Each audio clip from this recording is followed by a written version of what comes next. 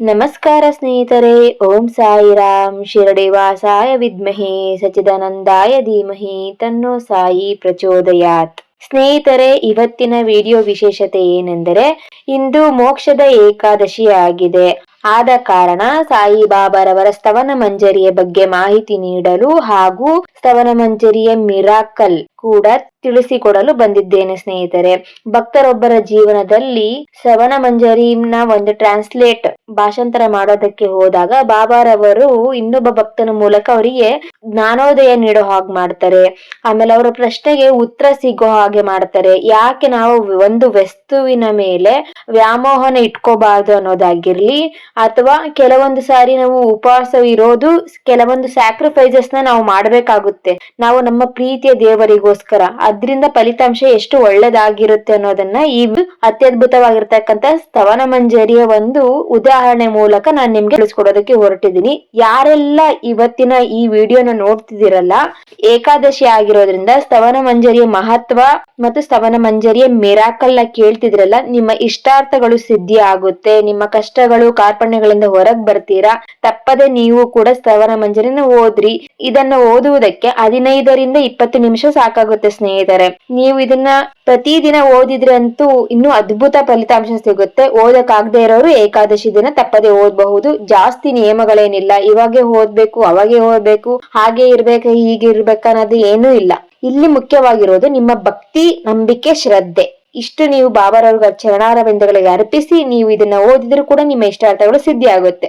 ಇಲ್ಲ, ನಾನು ಕಟ್ಟುನಿಟ್ಟಾಗೆ ಇದನ್ನ ಓದ್ತೀನಿ, ನಾನು ಪದ್ಧತಿ ಪ್ರಕಾರನೇ ನಾನು ಇದನ್ನ ಪಾಲಿಸ್ತೀನಿ, ಸ್ನಾನ ಮಾಡಿ ಬಾಬಾರವರ ಮುಂದೆ ಕುತ್ಕೊಂಡು ಧೂಪ ದೀಪ ಆರತಿ ಎಲ್ಲ ಹಚ್ಚಿ ಸೇವೆಗಳನ್ನ ಮಾಡಿ ನೈವೇದ್ಯಗಳನ್ನ ಇಟ್ಟು ನಿಮಗೆ ಮಾಡಿ ಈ ಒಂದು ಸ್ತವನ ಮಂಜರಿನ ಓದೋದಕ್ಕೆ ಇಷ್ಟ ಅಂದ್ರೆ ಅದೇ ರೀತಿ ಕೂಡ ಮಾಡಬಹುದು. ಅನುಕೂಲ ಇದ್ದವರು ಆ ರೀತಿನೂ ಮಾಡಬಹುದು, ಅನುಕೂಲ ಇಲ್ಲದೆ ಇರೋರು ಸಹಿತ ನಾನು ಹೇಳಿದನ್ನ ಸಾಧಾರಣವಾಗಿ ನೀವು ಮಾಡಬಹುದು. ಹೇಗೆ ಮಾಡಿದರೂ ಇಲ್ಲಿ ಮುಖ್ಯವಾದದ್ದು ಭಕ್ತಿ. ನಿಮ್ಮ ಭಕ್ತಿಗೆ ಅನುಗುಣವಾಗಿ ನಿಮಗೆ ಫಲಗಳು ಸಿಗ್ತಾ ಹೋಗುತ್ತೆ ಸ್ನೇಹಿತರೆ. ಹಾಗಾದರೆ ಹೆಚ್ಚೇನು ಟೈಮ್ ನ ವೇಸ್ಟ್ ಮಾಡದೆ ಬನ್ನಿ ಇವತ್ತಿನ ಸಂದೇಶವನ್ನು, ಸ್ತವನ ಮಂಜರಿಯ ಬಗ್ಗೆ ಮಾಹಿತಿಯನ್ನ ತಿಳಿದುಕೊಳ್ಳೋಣ ಬನ್ನಿ ಸ್ನೇಹಿತರೆ. ಸಾಯಿ ಸ್ತವನ ಮಂಜರಿ ಎಂಬುದು ಶಿರಡಿ ಸಾಯಿ ಬಾಬಾರವರ ಸ್ತುತಿಗಾಗಿ ರಚಿಸಲಾದ ಸ್ತುತಿಗೀತೆಯಾಗಿದ್ದು, ಇದನ್ನು ಬಾಬಾರ ಮಹಾ ಸಮಾಧಿಗೆ ಕೇವಲ 36 ದಿನಗಳ ಮೊದಲು ಅವರ ಭಕ್ತ ಅನುಯಾಯಿ ದಾಸ್ ಗಣು ಮಹಾರಾಜರು ಪ್ರೀತಿಯಿಂದ ಬರೆದಿದ್ದಾರೆ. ಸಾಯಿ ಸ್ತವನ ಮಂಜರಿಯು ಜೀವನದ ಸವಾಲುಗಳನ್ನು ಎದುರಿಸುವಾಗ ಸಾಂತ್ವನ ಮತ್ತು ಶಕ್ತಿಯನ್ನು ನೀಡುವ ದೈವಿಕ ಕೊಡುಗೆಯಾಗಿದೆ. ಇದು ನಮ್ಮನ್ನು ಸಾಯಿಬಾಬಾ ಅವರಿಗೆ ಹತ್ತಿರ ತರುತ್ತದೆ. ಅವರ ಅನುಗ್ರಹ ಮತ್ತು ಉಪಸ್ಥಿತಿಯನ್ನು ಪ್ರತಿಯೊಂದು ಶ್ಲೋಕದ ಮೂಲಕ ಹೊರಸೂಸುತ್ತದೆ. ಸಾಯಿ ಸ್ತವನ ಮಂಜರಿಯನ್ನು ಏಕೆ ಪಠಿಸಬೇಕು? ಪ್ರೀತಿ, ನಂಬಿಕೆ ಮತ್ತು ಭಕ್ತಿಯಿಂದ ಪಠಿಸಿದಾಗ ಸಾಯಿ ಸ್ತವನ ಮಂಜರಿಯು ಭಕ್ತರ ಜೀವನದಲ್ಲಿ ಅಸಂಖ್ಯಾತ ಆಶೀರ್ವಾದಗಳನ್ನು ತರುತ್ತದೆ. ಅದು ಹೃದಯ ಪೂರ್ವಕ ಆಸೆಗಳನ್ನು ಪೂರೈಸುತ್ತದೆ. ಇದು ನಮ್ಮನ್ನು ಬಾಬಾ ಮತ್ತು ಅವರ ದೈವಿಕ ಮಾರ್ಗದರ್ಶನಕ್ಕೆ ಹತ್ತಿರ ತರುತ್ತದೆ. ಇದು ಜೀವನದ ಸವಾಲುಗಳನ್ನು ಜಯಿಸಲು ನಮಗೆ ಸಹಾಯ ಮಾಡುತ್ತದೆ. ಇದು ನಮಗೆ ಆಂತರಿಕ ಶಾಂತಿ, ಸಕಾರಾತ್ಮಕತೆ ಮತ್ತು ಸಮೃದ್ಧಿಯನ್ನು ತರುತ್ತದೆ. ಇದು ನಮ್ಮ ಮಕ್ಕಳನ್ನು ಆಶೀರ್ವದಿಸುತ್ತದೆ ಮತ್ತು ಕುಟುಂಬ ಸಂತೋಷವನ್ನು ತರುತ್ತದೆ. ಇದು ಉತ್ತಮ ಆರೋಗ್ಯ ಮತ್ತು ದೀರ್ಘಾಯುಷ್ಯವನ್ನು ತರುತ್ತದೆ. ಇದು ಜೀವನದಲ್ಲಿ ಯಶಸ್ಸು, ಆತ್ಮವಿಶ್ವಾಸ ಮತ್ತು ಧೈರ್ಯವನ್ನು ತರುತ್ತದೆ. ಈ ಶಕ್ತಿಶಾಲಿ ಸ್ತೋತ್ರವನ್ನು ಓದಿದ ನಂತರ ಅನೇಕ ಭಕ್ತರು ಪವಾಡಗಳು ಮತ್ತು ರೂಪಾಂತರಗಳ ಅನುಭವಗಳನ್ನು ಹಂಚಿಕೊಂಡಿದ್ದಾರೆ. ನೀವು ಸಾಯಿ ಸ್ತವನ ಮಂಜರಿಯನ್ನು ಹಗಲು ಅಥವಾ ರಾತ್ರಿ ಯಾವುದೇ ಸಮಯದಲ್ಲಿ ಓದಬಹುದು. 40 ದಿನ ಓದಿ. ದಿನನಿತ್ಯ ಓದುವುದು ಸಾಧ್ಯವಾಗದಿದ್ದರೆ ಪ್ರತಿ ಗುರುವಾರ ಅಥವಾ ಏಕಾದಶಿಯಂದು ತಿಂಗಳಿಗೆ 2 ಬಾರಿ ಬಾಬಾರವರ ಹೇರಳವಾದ ಆಶೀರ್ವಾದಗಳನ್ನು ಪಡೆಯಲು ಇದನ್ನು ಪಠಿಸಲು ಪ್ರಯತ್ನಿಸಿ. ನಾವು ಸಾಯಿ ಸ್ತವನ ಮಂಜರಿಯನ್ನು ಮುಕ್ತ ಹೃದಯದಿಂದ ಅಪ್ಪಿಕೊಳ್ಳೋಣ ಮತ್ತು ಬಾಬಾರವರ ಬೆಳಕು ನಮ್ಮ ಜೀವನವನ್ನು ಪ್ರೀತಿ ಮತ್ತು ಅನುಗ್ರಹದಿಂದ ಮುನ್ನಡೆಸಲಿ. ಶ್ರೀ ಸಾಯಿ ಸ್ತವನ ಮಂಜರಿಯ ಹಿರಿಮೆ. ಸ್ನೇಹಿತರೆ, ಈ ಒಂದು ಸ್ತವನ ಮಂಜರಿಯ ಅನುಭವದ ಬಗ್ಗೆ ನಾನು ಇವಾಗ ವಿವರಿಸೋದಕ್ಕೆ ಹೊರಟಿದ್ದೀನಿ. ಸ್ತವನ ಮಂಜರಿ ಬಗ್ಗೆ ಅವರು ತಿಳ್ಕೊಳ್ಳೋದಕ್ಕೆ ಹೋದಾಗ ಭಕ್ತ ಮತ್ತೆ ಇನ್ನೊಬ್ಬ ಗುರುಗಳ ಮಧ್ಯೆ ಒಂದು ಕಾನ್ವರ್ಸೇಷನ್ ನಡೆಯುತ್ತೆ. ಅದು ಶಿರ್ಡಿನಲ್ಲಿ ನಡೆಯುತ್ತೆ. ಅವರಿಬ್ಬರ ಮಧ್ಯೆ ನಡೆಯೋ ಕಾನ್ವರ್ಸೇಷನ್ ಅವರು ಯಾವ ರೀತಿ ನನಗೆ ವಿವರಿಸಿ ಕೊಟ್ಟಿದ್ದಾರೋ ಅದೇ ರೀತಿ ನಾನು ನಿಮ್ಗೆ ತಿಳಿಸ್ಕೊಡ್ತಾ ಹೋಗ್ತೀನಿ. ಶ್ರೀ ಸಾಯಿ ಸ್ತವನ ಮಂಜರಿಯ ಹಿರಿಮೆ. 2009ರಲ್ಲಿ ನಾನು ಶಿರಡಿಯಲ್ಲಿ 10 ದಿನಗಳ ಕಾಲ ಇದ್ದಾಗ ಗೋಪಿ ಸರ್ ಎಂಬ ಸಂತರೊಂದಿಗೆ ತಂಗಿದ್ದೆ. ಶಿರಡಿಯಲ್ಲಿನ ನನ್ನ ಅನುಭವದ ಬಗ್ಗೆ ನಾನು ಒಂದು ಪುಸ್ತಕ ಬರೆಯುತ್ತಿದ್ದೆ. ನಂತರ ಪ್ರತಿ ರಾತ್ರಿ ನಾನು ಗೋಪಿ ಸರ್ ಅವರೊಂದಿಗೆ ಶಿರಡಿಗೆ ಸಾಯಿಬಾಬಾ ದೇವಾಲಯ ಸಂಕೀರ್ಣದಿಂದ ಅವರ ಮನೆಗೆ ನಡೆದುಕೊಂಡು ಹೋಗುತ್ತಿದ್ದೆ. ಅವರು ಮನೆಯ ಪಕ್ಕದಲ್ಲಿರುವ ಸಣ್ಣ ಹೊರಾಂಗಣದಲ್ಲಿ ವಾಸಿಸುತ್ತಿದ್ದರು. ಅವರ ಪುಟ್ಟ ಕೋಣೆಗೆ ಹೋಗುವ ದಾರಿಯಲ್ಲಿ ನಾನು ಸಾಮಾನ್ಯವಾಗಿ ಒಂದು ಸಣ್ಣ ಹೋಟೆಲಿನಲ್ಲಿ ಟೊಮೊಟೊ ಉತ್ತಪ್ಪಂ ತಿನ್ನುತ್ತಿದ್ದೆ. ಅದು ರುಚಿಕರವಾಗಿತ್ತು ಮತ್ತು ಪ್ರತಿ ರಾತ್ರಿ ನಾನು ಅದನ್ನು ತಿನ್ನಲು ಇಷ್ಟಪಡುತ್ತಿದ್ದೆ. ಗೋಪಿ ಸರ್ ನನ್ನ ಪಕ್ಕದಲ್ಲಿ ಕುಳಿತುಕೊಳ್ಳುತ್ತಿದ್ದರು ಮತ್ತು ಕೆಲವೊಮ್ಮೆ ಅವರು ಊಟವನ್ನು ಮಾಡುತ್ತಿದ್ದರು. ಒಮ್ಮೆ ತುಂಬಾ ತಡವಾಗಿತ್ತು ಮತ್ತು ನಾನು ಅವರ ಕೋಣೆಯ ಕಡೆಗೆ ನಡೆದೆವು. ಹೋಟೆಲ್ ಮುಚ್ಚುವ ಹಂತದಲ್ಲಿತ್ತು, ಆದರೆ ದುರದೃಷ್ಟವಶಾತ್ ನಾವು ಕನಿಷ್ಠ ಊಟ ಮಾಡಿದೆವು. ಆ ದಿನ ನನಗೆ ಟೊಮೊಟೊ ಉತ್ತಪ್ಪಂ ಸಿಗಲಿಲ್ಲ. ನಾನು ಅವರ ಬಗ್ಗೆ ಸ್ವಲ್ಪ ಅಸಮಾಧಾನಗೊಂಡಾಗ ಗೋಪಿ ಸರ್ ತಕ್ಷಣವೇ ಸಾಯಿನಾಥ್ ಸ್ತವನ ಮಂಜರಿ ಬರೆದಾಗ ದಾಸಗಣು ಮಹಾರಾಜರು ಎಷ್ಟು ಕಷ್ಟಗಳನ್ನು ಎದುರಿಸುತ್ತಿದ್ದರು ಎಂದು ನನಗೆ ಹೇಳಿದರು. ಅವರು ಮುಂದುವರಿಸುತ್ತಾ ಹೇಳಿದರು, ದಾಸಗಣು ಯಾವುದೋ ನದಿ ಅಥವಾ ಪರ್ವತಕ್ಕೆ ಹೋಗಿ ಈ ಸುಂದರವಾದ ಮಂತ್ರವನ್ನು ಬರೆಯಲು ಕುಳಿತಿದ್ದರು. ಸ್ಥಾಯಿ ಸ್ತವನ ಮಂಜರಿಯನ್ನು ಬರೆಯಲು ಕುಳಿತಿದ್ದರು. ಮನೆಯಿಂದ ದೂರದಲ್ಲಿರುವಾಗ ಅವರಿಗೆ ಪ್ರತಿದಿನ ಸಾಕಷ್ಟು ಆಹಾರ ಸಿಗುತ್ತದೆಯೋ ಇಲ್ಲವೋ ನಮಗೆ ತಿಳಿದಿಲ್ಲ. ದಾಸಗಣುರವರು ಸಾಯಿಬಾಬಾರವರನ್ನು ತುಂಬಾ ಪ್ರೀತಿಸುತ್ತಿದ್ದರು. ಅವರು ಸಾಯಿನಾಥ ಸ್ತವನ ಮಂಜರಿಯ ಬರೆಯಲು ತಮ್ಮ ಸೌಕರ್ಯವನ್ನು ತ್ಯಾಗ ಮಾಡಿದರು. ಹಾಗಾಗಿ ನಾನು ಶಿರಡಿಗೆ ಪುಸ್ತಕ ಬರೆಯಲು ಬಂದಿದ್ದೇನೆ, ಆದರೆ ಪ್ರತಿದಿನ ರುಚಿಕರವಾದ ಆಹಾರವನ್ನು ನಿರೀಕ್ಷಿಸುತ್ತಿದ್ದೇನೆ ಎಂದು ಅವರು ನನಗೆ ಹೇಳಿದರು.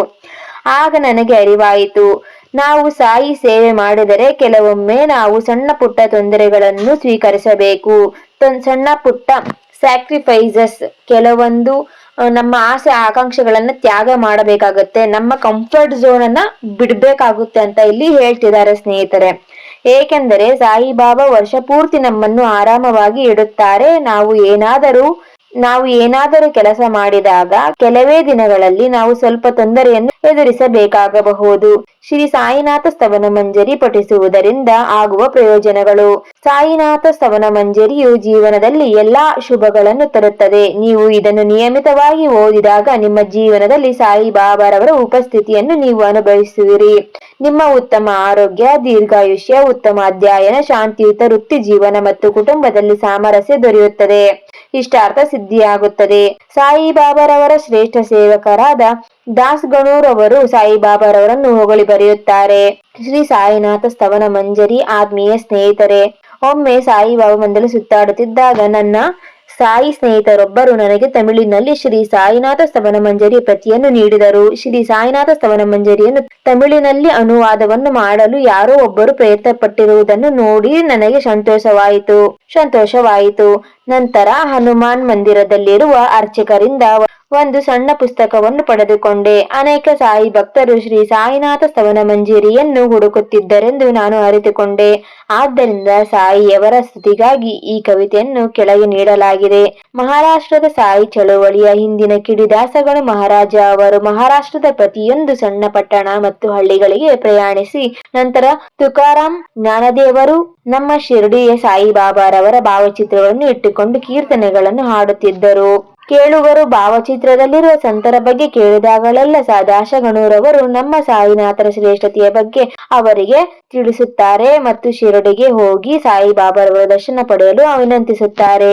ಈ ರೀತಿಯಾಗಿ ದಾಸಗಣುರವರು ಬಾಬಾರವರ ಮೇಲೆ ಪ್ರೀತಿ ಹಾಗೂ ಗೌರವಗಳನ್ನು ಇಟ್ಟುಕೊಂಡು ಹಾಗೂ ಅವರ ಮೇಲೆ ಭಕ್ತಿಯನ್ನು ಎಲ್ಲರಲ್ಲಿಯೂ, ಎಲ್ಲರೆಡೆಯೂ, ಎಲ್ಲೆಲ್ಲಿಯೂ ಸಹ ಪಸರಿಸುತ್ತಿದ್ದರು. ಸ್ನೇಹಿತರೆ, ಅಂತಹ ಮಹಾನ್ ಸದ್ಭಕ್ತರಾಗಿರ್ತಕ್ಕಂತಹ ದಾಸಗಣು ಮಹಾರಾಜರವರು ಬರೆದಿರ್ತಕ್ಕಂತಹ ಸ್ತವನ ಮಂಜರಿಯು ಎಷ್ಟು ಪವರ್ಫುಲ್ ಆಗಿದೆ ಅಂತಂದ್ರೆ ನಾನು ಡಿಸ್ಕ್ರಿಪ್ಷನ್ ನಲ್ಲಿ ಲಿಂಕ್ ಹಾಕಿರ್ತೀನಿ, ಹೋಗಿ ನೋಡಬಹುದು. ಸ್ತವನ ಮಂಜರಿ ಮಿರಾಕಲ್ಸ್ನೆಲ್ಲ ನಾನು ಶೇರ್ ಮಾಡಿದ್ದೀನಿ, ನೀವು ಸಹಿತ ಓದ್ರಿ ತಪ್ಪದೆ.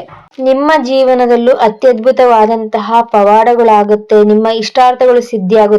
ಎಷ್ಟೇ ಕಷ್ಟಕರವಾಗಿರ್ತಕ್ಕಂತಹ ಸಮಸ್ಯೆಗಳಿದ್ರೂ ಸರಳವಾಗಿ ಈಡೇರುತ್ತೆ. ಅಷ್ಟು ಚೆನ್ನಾಗಿ ನಿಮ್ಗೆ ಸ್ತವನ ಮಂಜರಿ ಸಪೋರ್ಟಿವ್ ಆಗಿ ನಿಲ್ಲುತ್ತೆ ಅಂತಾನೆ ಹೇಳ್ಬಹುದು.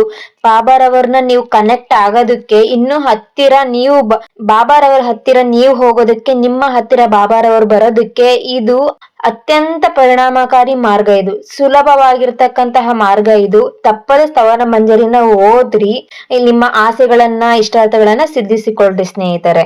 ನೀವು ಸಹಿತ ಇಂದಿನಿಂದನೇ ಪ್ರಾರಂಭ ಮಾಡ್ರಿ. ಜಾಸ್ತಿ ರೂಲ್ಸ್ ಎಲ್ಲ ಏನು ಇಲ್ಲ, ಆರಾಮಾಗಿ ಓದಬಹುದು, ಸರಳವಾಗಿದೆ, ಕನ್ನಡದಲ್ಲಿ ಸಹಿತ ಅವೈಲೇಬಲ್ ಇದೆ. ಓದ್ರಿ. ಯಾರಿಗಾದರೂ ಸಾಯಿಬಾಬಾರವರ ಸ್ತವನ ಮಂಜರಿ ಪುಸ್ತಕ ಬೇಕಿತ್ತು ಅಂತಂದ್ರೆ ನಮ್ಮ ವಾಟ್ಸಪ್ ಗ್ರೂಪ್ಗೆ ಜಾಯ್ನ್ ಆಗ್ರಿ. ವಾಟ್ಸಪ್ ಗ್ರೂಪ್ ಲಿಂಕ್ ನ ಡಿಸ್ಕ್ರಿಪ್ಷನ್ ನಲ್ಲಿ ಹಾಕಿರ್ತೀನಿ.